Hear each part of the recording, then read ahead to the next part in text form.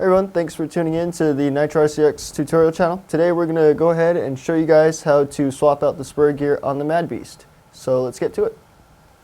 Alright, to start off we'll go over the tools you need. Pretty simple. All you need is a 2.5mm hex wrench and a 8mm wrench or a socket like I have here. That's for the slipper nut, and you'll see why you'll need that. So I'm going to go ahead and first remove the engine or the motor. Basically there's 3 bolts down here, 2.5mm bolts. Just unscrew those.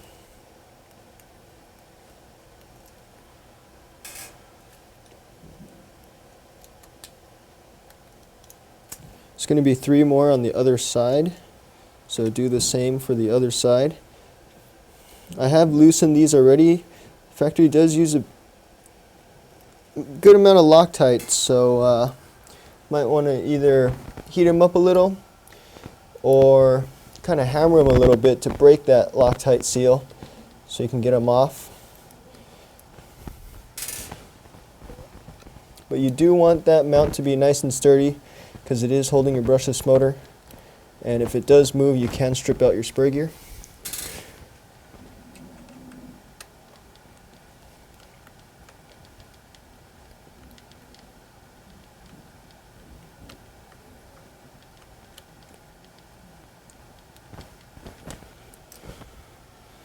Okay, once you have the 6 bolts removed, you can remove your motor mount. Just get that out of the way. Now to get to the slipper, there's a nut holding it on there. That's why we have the 8mm socket to remove this nut. Now this nut is reverse threaded, so righty would be loosen, lefty would be to tighten. So I'm going to go ahead and loosen that nut. Sometimes you got to hold the spur gear so it doesn't spin. And once you have that loosened, you can remove the nut and the spring and remove your spur gear and slipper assembly.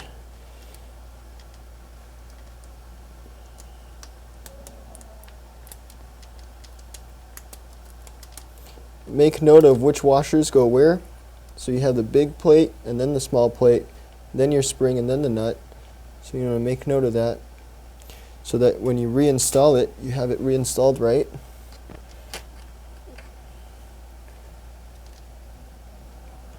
There's your spur gear, 42 teeth spur gear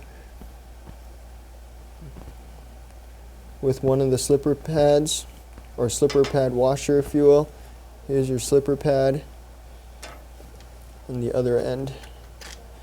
Now there is a pin here. You want to make sure not to lose the pin. Go ahead and pull it out. This pin goes through the shaft and it sits in there so that this will always spin with the shaft. So let's come on over and look at the slipper pad. Okay, on the right side, that is the slipper and spur that we removed.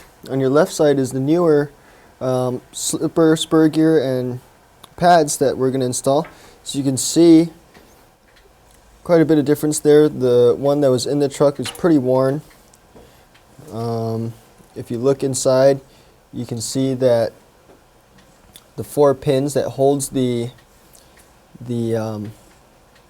washer is all worn down. This one's all pretty worn out. And you'll notice that I'm actually installing a bigger spur gear. This spur gear is from the Nitro. It does work in the electrics. And I'm just installing this because I'm going to be putting in a more powerful motor and just want to gear it down a little bit and see what the temperatures will be. But that's to give you an idea of what your slipper can go through. So you do want to check that periodically and make sure it's in good working condition so your truck can perform at its best. Then we'll go ahead and reassemble the new spur and slipper pad and reinstall it back into the truck. Alright, so you're looking at the truck. We're looking at the shaft that comes out. We're going to reinstall the pin and the rear of the slipper pad. So I'm going to go ahead and reinstall the pin first. Just kind of slip it in there. Get it set. And then make sure that pin sits in this groove on the back of the slipper pad.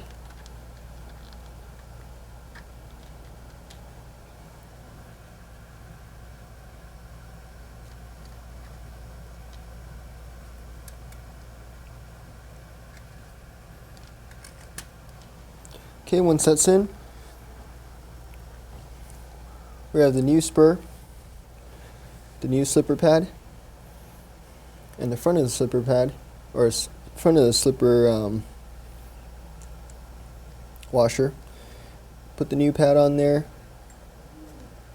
slip the spur gear on.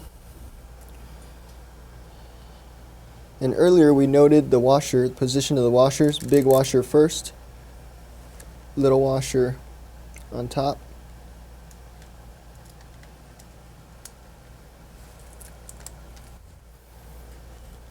And then you have your spring and your nut. Throw the spring on.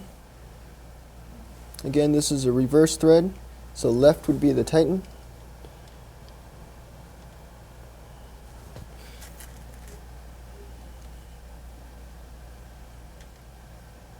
Okay, so when you're tightening this is going to be spinning as well. So you want to kind of hold this while you're tightening that. Grab your wrench. Make sure it's spinning the right way. And go ahead and tighten it up.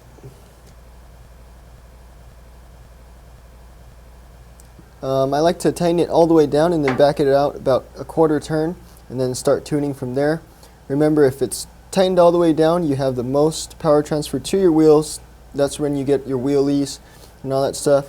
If you loosen it, it slips a bit more and you get better traction on looser surfaces like really loamy conditions, dusty conditions. Probably want to loosen that slipper.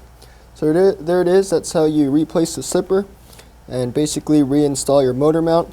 One note, when you reinstall your motor mount, because this is a bigger spur, you do want to remesh your gears.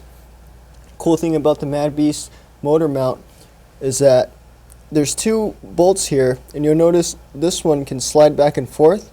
So basically just loosen this nut and slide the motor up and down to get a good mesh. You don't have to loosen two bolts where you start playing with the bolts and your mesh gets all wrong. So there you have it. Reinstall the motor mount and you're ready to go.